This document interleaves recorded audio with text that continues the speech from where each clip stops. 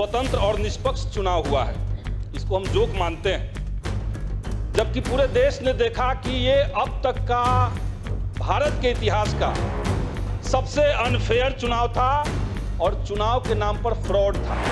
आदर्श आचार संहिता के लागू होने के बाद आदर्श आचार संहिता में इस बात का उल्लेख है कि इसके लागू होने के बाद सत्ता में बैठे हुए लोग किसी तरह का पैसा नहीं दे सकते हैं, कोई सामान का वितरण नहीं कर सकते हैं, लेकिन ये हुआ। लेकिन जब 2005 में जब सरकार बनी नीतीश जी की और उसके बाद से जो परसेप्शन चेंज हुआ अपने बिहारियों को लेकर, आज मैं गर्व से कहता हूं, जब पासपोर्ट पे भी लिखता हूं कि हम बिहार के हैं तो गर्व के साथ लिखते हैं। आदरणीय नीतीश कुमार जी ने तो बहुत महत्वपूर्ण काम किए अध्यक्ष जी। एक तो जंगल राज से बिहार को बाहर निकाला और दूसरा घर घर में जैसे बिजली पहुंचाने का काम।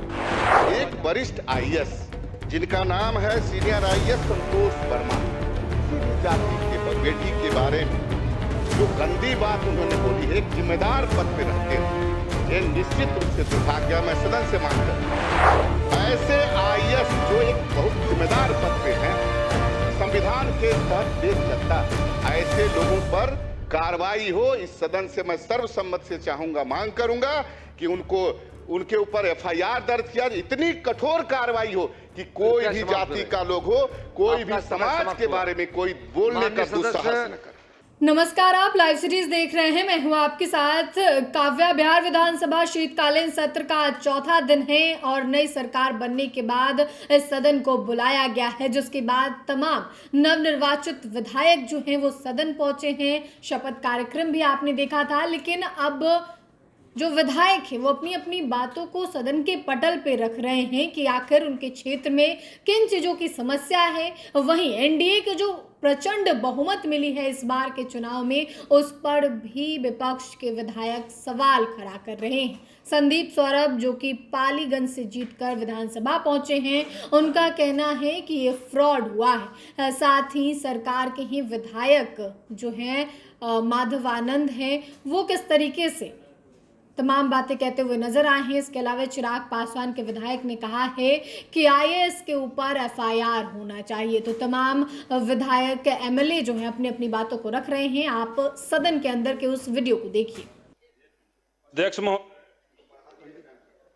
सरकार ने जो राज्यपाल का अभिभाषण दिलवाया, न तो उसमें न तो सत्ता पक्ष के किसी भी वक्ताओं ने इस पूरे मामले में मुख्य चुनाव आयुक्त ज्ञानेश कुमार का धन्यवाद नहीं किया। एक लतीफा अभिभाषण के अंदर था कि हमारे यहां स्वतंत्र और निष्पक्ष चुनाव हुआ है, इसको हम जोक मानते हैं। जबकि पूरे देश ने देखा कि ये अब तक का भारत के इतिहास का सबसे अनफेयर चुनाव था और चुनाव के नाम पर फ्रॉड था। आदर्श आचार संहिता के लागू होने के बाद आदर्श आचार संहिता में इस बात का उल्लेख है कि इसके लागू होने के बाद सत्ता में बैठे हुए लोग किसी तरह का पैसा नहीं दे सकते हैं, कोई सामान का वितरण नहीं कर सकते हैं, लेकिन यह हुआ। चुनाव से ठीक पहले तक होता रहा। तो ये एक एक विधानसभा में 65,000 महिलाओं को पैसा देना और उसके बाद उन जीविका महिलाओं को बूथ पर जबरदस्ती अपॉइंट करना, उनको ड्यूटी देना, ये चुनाव के नाम पर मजाक बिहार में महोदय चला है। हम सरकार से कहेंगे और पूरे देश देख रहा है, पूरे चुनाव में महोदय लेवल प्लेइंग। समाप्त हुआ। माननीय सदस्य अजय कुमार जी, कृपया बैठ जाए। माननीय अगर चुनाव प्रक्रिया अनफेयर हुआ ऐसा वो महसूस करते हैं तो उनको सदन से त्याग पत्र देकर चला जाना चाहिए और सदन में अगर रहना है माननीय सदस्य श्री माधव आनंद जी, व्यक्त करना चाहिए। आपका समय 2 मिनट है। अध्यक्ष जी, सबसे पहले तो मैं आपको शांत हो जाइए। माननीय अध्यक्ष जी, सबसे पहले तो मैं आपको धन्यवाद देना चाहूँगा कि महामहिम राज्यपाल के अभिभाषण पे मुझे बोलने का मौका दिया। साथ ही साथ एनडीए के सभी शीर्ष नेतृत्व और मैं अपनी पार्टी राष्ट्रीय लोक मोर्चा के राष्ट्रीय अध्यक्ष जी को भी धन्यवाद देना चाहता हूं कि उनके कारण मैं पहली बार इस विधानसभा का सदस्य के रूप में यहाँ आया हूँ। अध्यक्ष जी, मैंने देखा है 2005 से पहले का भी बिहार देखा था और उस समय मैं छात्र जीवन में था। उस समय की क्या स्थिति थी और जो स्थिति थी वह भयावह स्थिति थी। और मैं, क्योंकि 2 मिनट का ही वक्त है सर, लेकिन आपसे हम लोग को संरक्षण मिलेगा क्योंकि पहली बार मौका मिला है, तो हो सकता है 5-10 सेकंड आगे पीछे हो जाए। 2005 से पहले की जो स्थिति थी सर, जब हम लोग छात्र जीवन में थे, जब हम लोग दिल्ली गए थे, तो उस समय बिहारी के नाम पे कितना हम लोग को प्रताड़ित किया जाता था। बिहारी लोग जो ही समझते थे कि हम लोग बिहार से आए हैं, तो लोग मकान किराए पर देने के लिए तैयार नहीं थे। तरह तरह की आलोचनाओं का सामना करना पड़ता था। लेकिन जब 2005 में जब सरकार बनी नीतीश जी की, और उसके बाद से जो परसेप्शन चेंज हुआ अपने बिहारियों को लेकर, आज मैं गर्व से कहता हूं, जब पासपोर्ट पे भी लिखता हूं कि हम बिहार के हैं, तो गर्व के साथ लिखते हैं। आदरणीय नीतीश कुमार जी ने तो बहुत महत्वपूर्ण काम किए अध्यक्ष जी। एक तो जंगल राज से बिहार को बाहर निकाला, और दूसरा हर घर में जैसे बिजली पहुंचाने का काम किया। 2005 से पहले हम लोग भी जब गांव जाते थे तो लालटेन में पढ़ना पड़ता था। अब तो मुझे लगता है लालटेन की कहीं आवश्यकता नहीं है। थोड़े बहुत घर में जो लालटेन की आवश्यकता है वही लालटेन के समर्थक हो सकते हैं, और हर घर में जैसे बिजली आदरणीय नीतीश कुमार जी ने पहुंचाने का काम किया। यह जो 5 साल का कार्यकाल है, जो अपनी एनडीए की सरकार है, मुझे पूर्ण विश्वास और मेरी पार्टी को भी पूरा विश्वास है, यह जो 5 साल होगा बिहार के विकास का स्वर्णिम काल होगा। बहुत सारे युवा साथी यहाँ आए हैं चुन के, सबका लाभ मिलेगा।